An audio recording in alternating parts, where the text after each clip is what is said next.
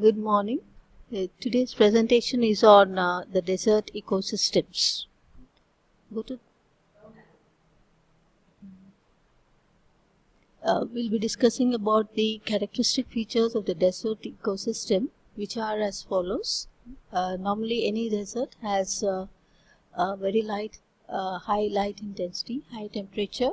It has low humidity, and with a rainfall less than 10 inches. And the soil is sandy with a very sparse and scattered vegetation. Now, these are the salient features of any desert ecosystem. Coming to the next point, normally the desert ecosystems have very high intense sunlight with low water content.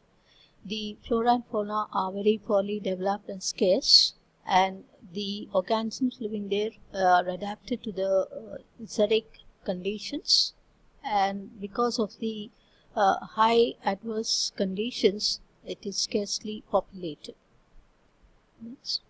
So the salient features of the desert ecosystem reflects the adverse conditions in terms of the soil or the rainfall and even the high temperatures. Soils in this region are predominantly mineral soils which have a very low carbon organic matter content. The plants are adapted to the drought conditions. The rainfall is scarce and scanty, and normally we preserve sandstorms which result in the formation of sand dunes, and the days are generally hot and the nights are cool. So life in a desert is way different from the normal life seen in the other ecosystems. Desert is an arid region characterized by extremely high or low temperatures and has scarce vegetation. Now, coming to the structural components of the desert ecosystem, it comprises of the producers and the consumers. Producers are the plants, animals, and the microbes, and the abiotic components are represented by the rainfall or the precipitation, temperature, sunlight, and the soil.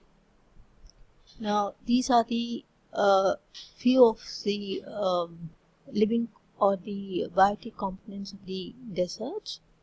These are the faunal animals living in the desert. They are adapted to the dry conditions of the deserts. Camel is the sheep of the desert, and mostly they are the rodents and the reptiles which are commonly seen here. Now, the plants are the producers, which are commonly called the xerophytes, and they are of three types: the ephemeral annuals, succulents, and the non-succulents. Ephemeral annuals are the drought evaders or drought escapers, and these are the plants which live for a short lifespan of 6 to 8 weeks, complete their life cycle within this period. An example for this is Tephrosia purpurea. The second type are the succulents, which store the water and either in the root stem or the leaves, and that's how they suffer from dryness in the external environment only. And examples for this are asparagus, which store water in the root system; cactus stores the water in the stem; and leaves store the water in case of aloe vera.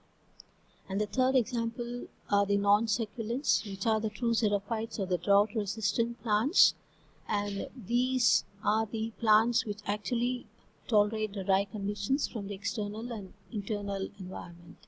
Examples for this are the Nereum, Casuarina calotropis, and Ziziphus zuzuba. Now, these are some of the images of these xerophytic plants: the cactus, opuntia, which are the commonly known as phylloclades. Now, this is the food chain commonly seen that exists in the desert ecosystem, where the primary consumers feed on the producers, and the primary consumers in turn are fed on by the secondary consumers, and that's how the food chain continues. And it always starts with the producers and ends with the top predators, which are the eagles or the vultures. So these are some interesting facts about the deserts. We see here that the plants are mainly the shrubs, which are short and woody, and normally you have the birds and larger animals escape long dry periods by migrating along the desert plains into the mountains, and military activities and off-road uses cause lasting damage to the desert ecosystems. So this is the food web. Food web is an interlink of the multiple food chains that exist in the ecosystem for sustainability. Now this is a diagrammatic representation of the food web showing the different links of the food chains. So that's about the desert ecosystem, which shows its salient features, the producers, consumers, food chains, and the food web. Thank you. So,